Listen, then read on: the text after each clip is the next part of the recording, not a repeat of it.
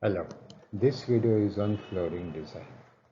Now, you will be given as a 5-week assignment office floor plan like this. This is called architectural plan, and you are required to do the complete RCC design. So this video will guide you through. It's a long assignment, but it will guide you through.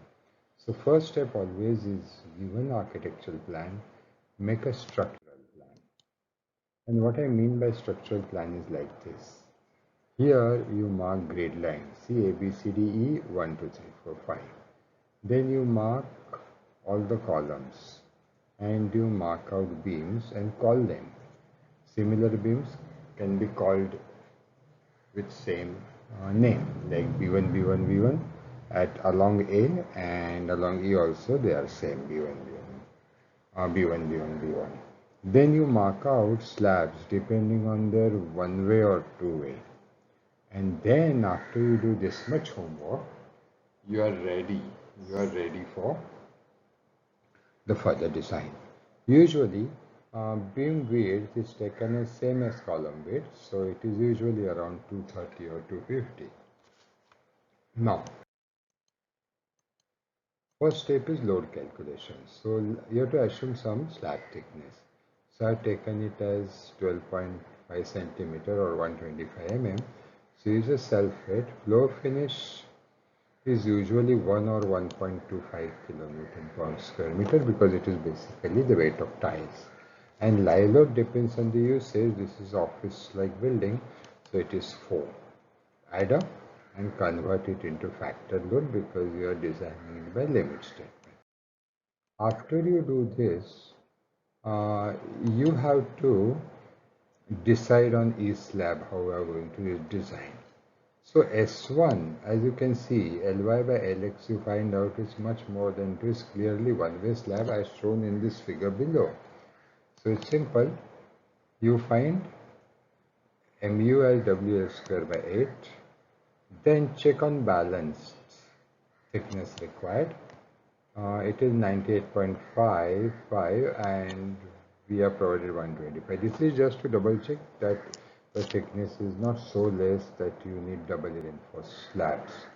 As we mentioned already, doubly reinforced slabs are not recommended. You rather increase the thickness of the slab. Then for rest, for all slab procedure is same. You find mu by BD square, find corresponding PT, find the steel and choose the bar and the spacing. Now this is positive movement. So positive movement will be steel at bottom in our kind of convention. So in this manner you have finished slab design for S1. Now next you go to S2. As you can see, Ly by Lx is less than 2.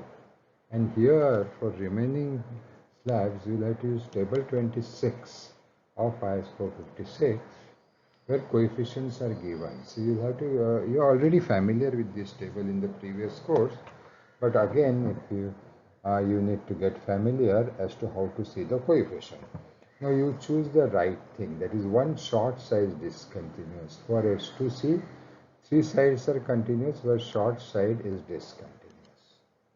So for short span negative moment you choose the coefficient which you will get from table as 0.057, 12.56 is the load and shorter span square 3 square. So you get the moment. Once you get the moment, you do mu by BD square, PT, AST and find the spacing. This will be X force. Now short span positive moment, there is a coefficient available, 0.044. So you find the moment, find mu by BD square, PT, AST and then the spacing. This will be at the bottom. Okay, so this is short span. You have worked out negative and positive steel. Then similarly for same slab, you go for longer span. For longer span, we have coefficient 0.037. Same exercise, ME by BD square, PT, AST and spacing, and for long span, you have coefficient 0.028, see?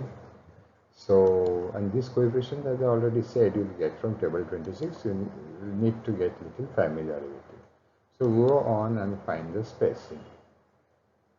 Alright, then go on for the next lab. S3. Look at the figure, you find S3 is again 1.5 less than 2, but here two adjacent sides are discontinuous, so choose appropriate coefficients for short span and do the same exercise, ME by BT square, PT, AST and spacing, and for short span positive, see the coefficient, it will be 0.056. Find moment, find ME by BT square, find PT, find AST and find the spacing.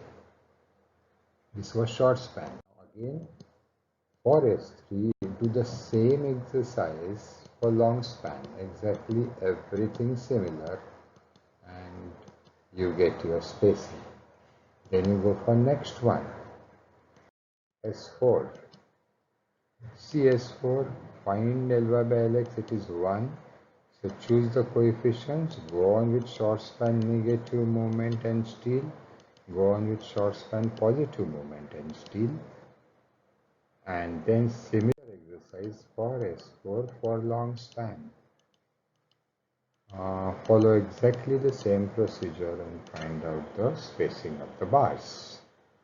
Now S5 is again 1 short side discontinuous, fine, so go on with the same process and find the steel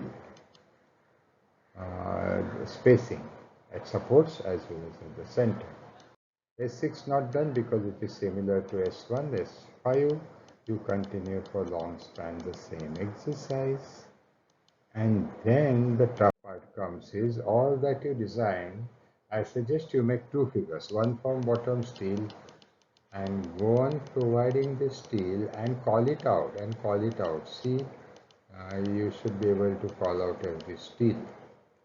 Then you take up top steel only is or the supports, you mark this out, call it out,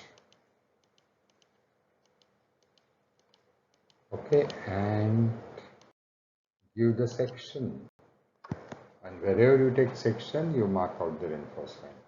Now you see, wherever there are gaps, you put it at 6 at 300, just as a distribution steel.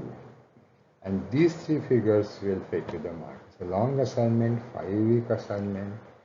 You can call it a term assignment, but you have to do it carefully. If you do it properly yourself, you will learn how to design a floor of office building. Now, just a passing comment that when further you're going to transfer the load of these slab to beams, there is a two-way. You drop perpendicular from each corner. If the depending on the slab dimension, it could be either trapezoid or triangle, and then from there you can work out beam loading, which will be helpful for further beam design. We are not covering it now. Thank you.